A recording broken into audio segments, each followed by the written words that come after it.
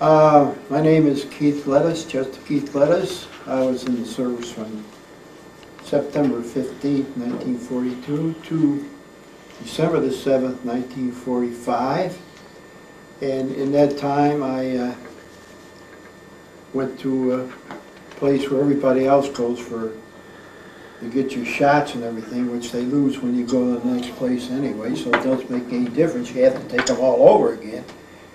I went to Miami Beach for basic training, where I had my shots again. They lost them again, and while down there, I was assigned to go to radio school in Madison, Wisconsin, as a 759 technician, and then from there I went to Tone, Wisconsin, as a 754 technician. Then I went to become a 542, which means I was a leader or something, which I was like a little Hitler, I guess. I don't know if I was. But anyway, we studied all phases of radio school in Madison, Wisconsin, building radios and putting up big antennas. And then CNS school was Control Net System School in Tone, Wisconsin, is where we learned to tell the pilots where they were when they were flying. We call the DF stations, directional finding stations. And it was on like a triangle where we would call in an indirect bearing to the pilot from 3 different locations, and that is where he would determine that he was flying. You want to remember, this was quite a bit of time. I believe radar wasn't really in that big. And from there, I went to Richmond, Virginia, and I was in the Army, Richmond Army Air Base, and there I worked on the planes down there with radio equipment, and went out in the field. We went out in the field to in the mountains with our units. We had 2 units, directional finding station and transmitter stations, which we were all acquainted with, plus Morse code. And I went up in the mountains, and we trained the people up. We did some training with artillery and that, and from Camp Pickett, which was a large infantry base. And as a GI, we didn't go to town too much in Camp Pickett because the Camp Pickett boys didn't like the telephone soldiers. That's what they called us, the telephone boys. So mostly we stayed within our own bounds because it wasn't too safe. From there I went to, I don't know, you can't remember where I went from there. I went from there, I'll get my notes here a minute. Oh Lord, this is terrible. I went to Blackstone, Virginia. And in Blackstone, Virginia, we did the same thing. We did training. We did training in the fields. Most of my time was spent in training pilots where the pilots were flying by giving them indirect bearings from and fixing transmitters and sleeping on the ground and watching for the snakes and watching for different things. Then I went to Washington, D.C., outside of Washington, Can Springs, Maryland, and I was assigned to the 95th Fighter Control Squadron, which was all P-47s. And from there, from Washington, I was sent out on what you call TDY now. It was detached service when I was in. We were out there for, I was out in a little town called Parsonsburg, Maryland, and where we would relay our indirect bearings into the central command, that this would let the pilot know where he was. And also, I have a little thing that while I was out there, this woman was, we were getting $5 a day in detached service. And this woman, she was feeding us nothing but scrapple. We had scrapple every way you could imagine. And the lieutenant would come out to pay us, and we'd give her the check. There was 12 of us out there, 6 radio men and 6 guards, Because you couldn't get anywhere near our field operation because the type of stuff that we had would let us know somebody was close by. And she was getting $50 and $100 a month off the government. That was nice money. So this lieutenant told us how lucky we were to be living off base and eating all this fine food. So I said to him, sir, why don't you come up sometime unannounced? And he came out, and there we were eating our damn Philadelphia scrapple again. So he went back to the base and gave us permission to move into town, which we all did. We moved into town, and I brought my wife down, and she was pregnant, and we lived with a nurse. It was great to us, fed us good. Didn't mind giving her $150 a month. You ate good, you slept good, and every other thing. And she used to warm the sheets for my wife every night when she went to bed. It was our first child. And then we got called to go out to the coast. So that was quite a long ride out to the coast. Now you're talking Pacific Coast. Yeah, from Washington, D.C. We took all our equipment with us, and on the way out we had guard duty. Everybody had guard duty, even the officers. On every radio truck and every director of finding truck, we had a guard in the front and a guard in the back when it was rolling out to the coast on flatbeds. And we ended up in Sacramento. From there I went to Fresno Air Base. That's where we started taking more maneuvers, taking different troops out and going to the Mojave Desert, sleeping with the scorpions. If you didn't know enough to get in your bag and see if you had any friendly friends with you for the evening, or a snake. And we were out there, and somebody asked me how long we were out there, and I can't give you any definite time that we were on these maneuvers. Sometimes it'd be a month, sometimes it'd be 2 weeks, and at other times I'd be on detached service for 3 or 4 months at a clip. And it was really fascinating job. I believe from there, when the war ended, I was ready to get on a boat, I don't know how many darn times. In the meantime, I think I fought every forest fire there was out in California, up in the giant redwoods and all that. We were all volunteer firemen up there from the mountains all the time, but I did a lot of training. That's basically what I did. And the war was over, they sent me to camp up in the redwoods for relaxation. I don't know why they picked us guys to go up there. We never did anything except train troops. And then my wife got sick, the war was over, so came back home. And I would say that it's the greatest thing in the world to be in the service. I didn't want to go in.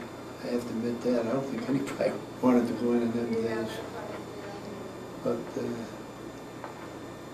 well, when the war ended, when the war ended, I was on top of Mount Tamalpais, so we're looking the whole San Francisco Bay Area, and as my interpreter informs me, he's been up there, so I believe him. And my grandson was just up there recently, and all there is a bunch of antennas up there, which leads me to believe that something's going up there yet. We had eagles up there, and we had all sorts. In fact, I had an eagle that used to land right on top of the roof while I was working up there. Oh no, I don't know. You want to ask any questions? It was a very good experience. I don't know how much I missed or how much I covered. You were working for General Electric before you were drafted? Yeah. What were you doing there? Building, assembling transmitters for the Navy. So you had radio experience going in? Yeah, building transmitters. I don't know how much experience it was, but... And you were married at the time?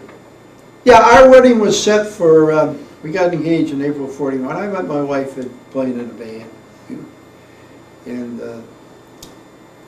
And we decided to get married January 24th, 1942, and she was 18 and I was 19. We're still married. And we were doing our little apartment down there when the war broke out. We were fixing up our apartment. getting ready to move in. Yeah, I moved in on it. I moved out. Incidentally, as long as I'm here, can I just say that our one son was all over the world in the Army, not in the Army, I was in the Army Air Force, in the Air Force, and he came out as a chief. He was in Korea, he was in Vietnam, he was in Turkey, he was in every place you can imagine, Germany.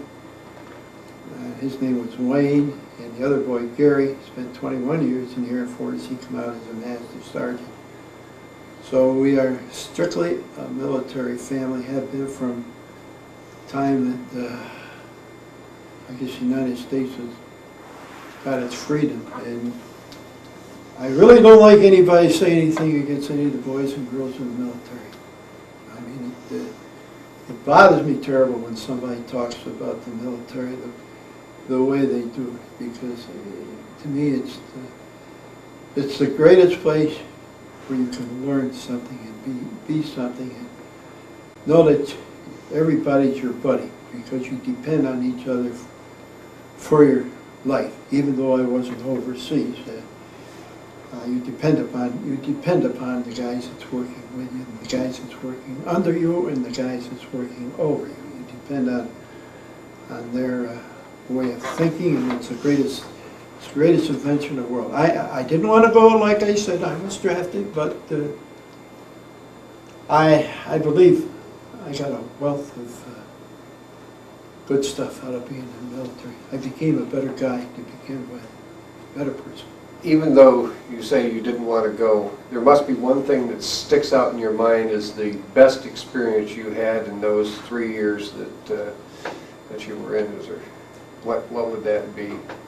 The best thing that happened to you during your time in service? I think the relationship between the guys, between the troops. You depend on each other in case you're overseas, which you depend on each other for your life, and you don't have that out in civilian life too much. I can see this throughout many years. I'm 81 now. I can see this throughout many years. It's went downstream where you can tell the difference, Bill, between a guy and a girl that's been in the military and one that hasn't. 99 out of 100 times you can tell. It might be 60 years later, but you can tell they were in the military just by the way their attitude is towards people and towards the world. And it's my belief that it's the best thing that ever happened in my life, outside of my wife and my children, of course. Well, there's always the flip side of that coin too. What's the worst possible moment of those years that you can recall, other than Scrapple?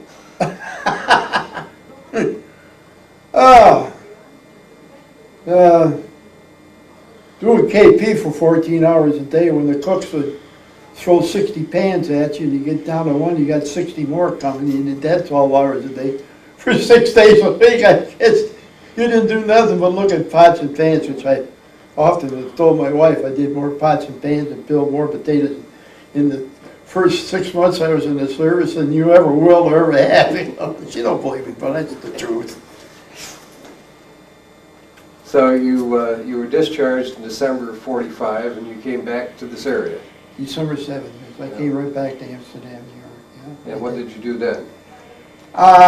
Well, the GE was out on strike, and I went on the 2020 call. You got $20 a week, and I did some playing locally.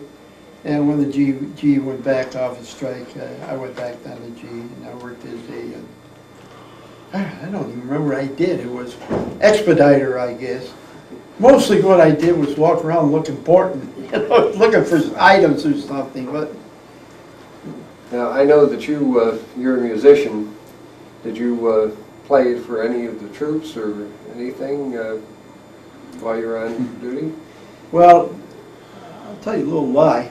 I used to go in these bars, and in them days, Woody Herman had that wood chopper's ball, you know, and the bass player predominated on it. Well, guess who was the bass player that was in Woody Herman's orchestra that was in the Army? That was me.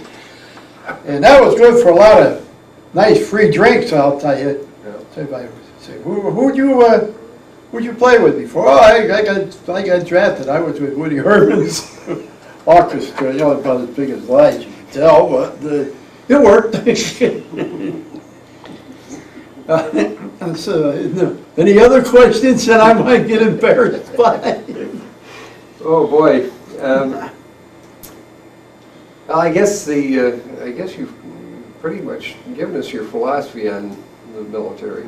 Any last things that you say to anybody that would be watching this 10, 20, 30 years down the road?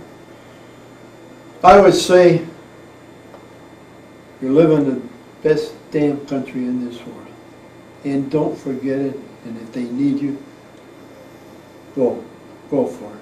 Because we all know what goes on in other countries and the discrimination.